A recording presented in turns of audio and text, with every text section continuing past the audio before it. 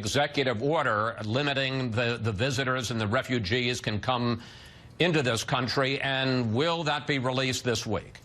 Right now, we are considering and pursuing all options. Those options include seeking an emergency stay at the Supreme Court, continuing the appeal with the panel, having an emergency hearing en banc, or going to the trial court in the district level and a trial on the merits. They also include, as you've mentioned, the possibility of new executive actions designed to prevent terrorist infiltration of our country.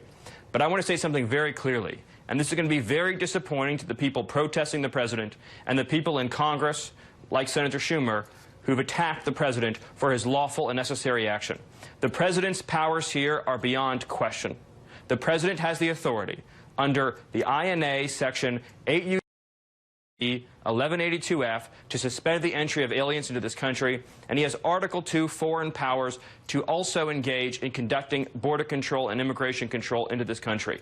Those powers are substantial. They represent the very apex of presidential authority, and so we are contemplating new and additional actions to ensure that our immigration system does not become a vehicle for admitting people into our country who are hostile to this nation and its values. I want to follow up on that, Stephen.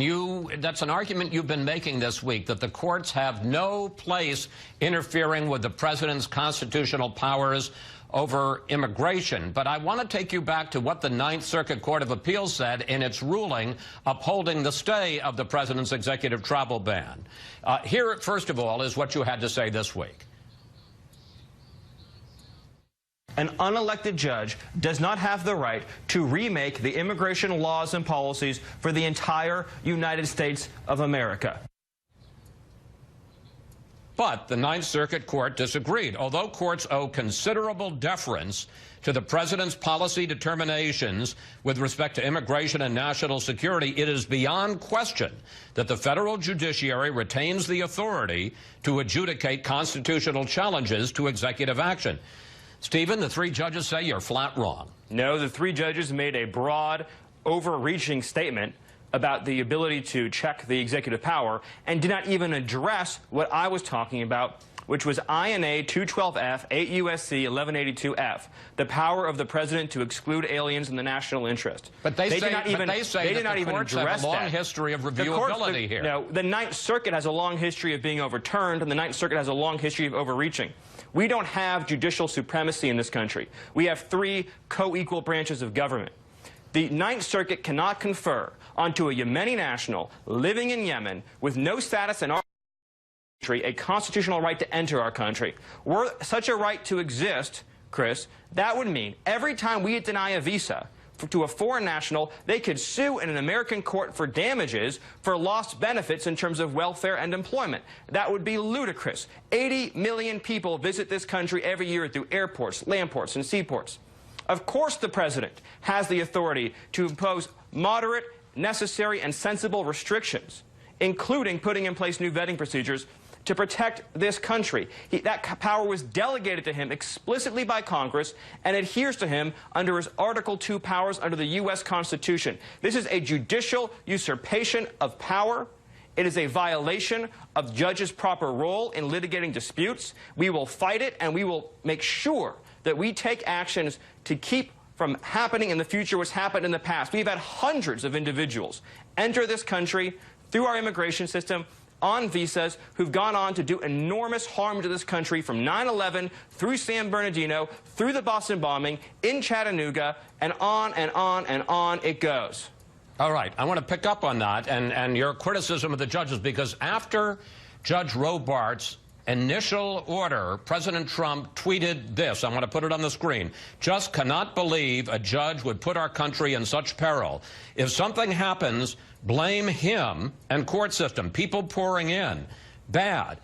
But now, Stephen, that judge is getting death threats. So the question is, if something happens to him, should we blame President Trump? This is one of the most ludicrous things that the media does, where when any crazy person in this country issues a death threat, that they then blame a politician or a public official. That is reckless and irresponsible and should never be done.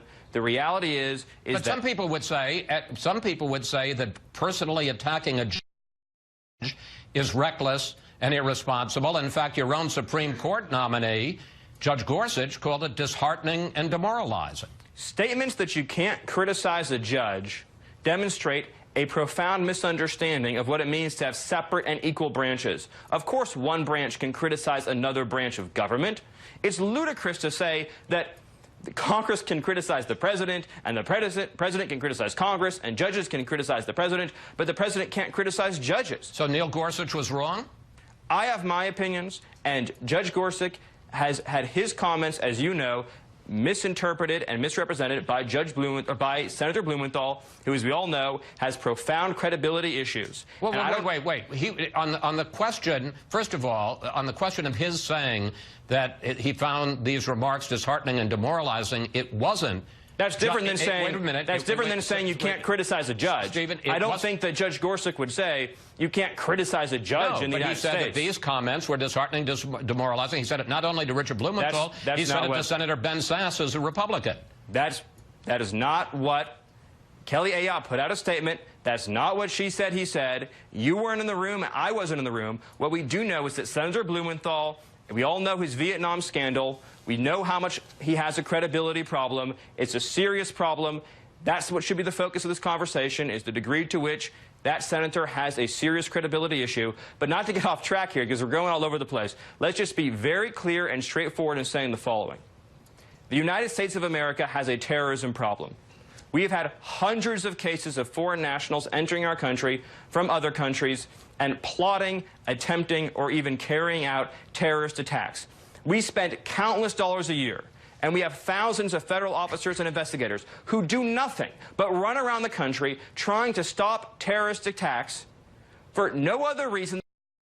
We make the mistake of letting people in who harbor hatred for this country. Our immigration system should not be a vehicle for admitting people who have anything but love in their heart.